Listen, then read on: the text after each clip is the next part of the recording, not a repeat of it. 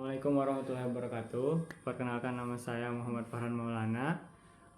Saya dari Prodi Manajemen Keuangan Syariah, kelas B, NIM 25 10 80 310. Kali ini saya akan menjelaskan tentang materi Ulumul Quran tentang 3 judul, yaitu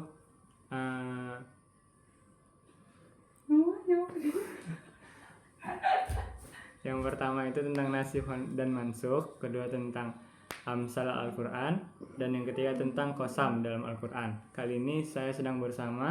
Perkenalkan, nama saya Muhammad Rizky Abdillah, umur saya 14 tahun. Oke, jadi Abdi ini adalah adik sepupu saya. Oke, yang pertama itu Abdi mau menjelaskan tentang nasikh dan mansukh dalam Al-Quran. Nasikh dan mansukh itu adalah kayak penghapusan hukum dari suatu ayat dengan ayat yang lain. Misalkan kayak ada hukum di suatu ayat yang dia dihapuskan karena muncul ayat selanjutnya, dan itu ayatnya itu ayat yang terbaru. Jadi penghapusan ini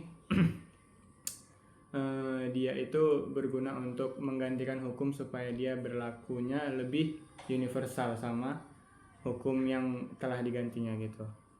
Contoh dari nasikh dan mansukh ini adalah ayat Al-Baqarah ayat 183, bunyinya itu ya ayyuhallazina amanu kutiba alaikumusiyam kama kutiba alal ladzina min qablikum la'allakum tattaqun.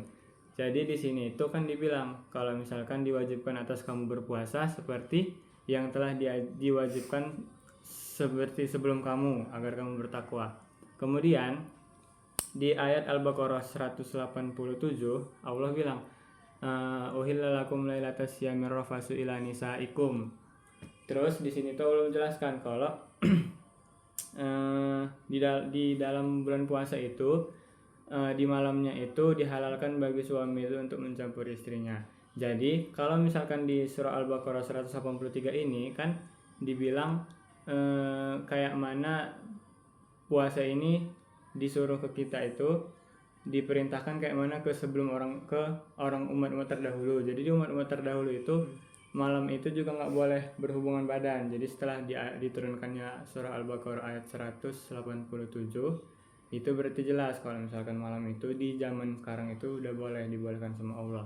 Kemudian yang kedua tentang amsal Al-Quran. Amsal Al-Quran ini adalah permisalan yang disebutkan oleh Allah untuk menggantikan permisalan yang lain yang digunakan untuk menjelaskan tujuan, untuk memperjelas tujuan dan memberi bekas ataupun emosional yang lebih terhadap pembaca. Contohnya misalkan kayak Allah memisalkan orang-orang yang mendapatkan Taurat tapi nggak diamalkan itu kayak seperti keledai. Ayatnya itu ayatnya itu masalul ladzina humilut taurata summa lam yahmiluha kamasalil himari yahmilu asfara. Nah, jadi di sini itu Allah menjelaskan bahwa perumpamaan orang yang mendapatkan Taurat tapi tidak diamalkan itu seperti ibaratnya keledai. Keledai yang membawa kayu, kalau nggak salah, yang membawa kayu tapi dia nggak tahu fungsi dari kayu itu apa. Jadi di sini kayak diumpamakan gitu, orang yang nggak paham Taurat sama keledai. Jadi amsal artinya di situ. Kemudian yang ketiga itu adalah qasam dalam Al-Quran.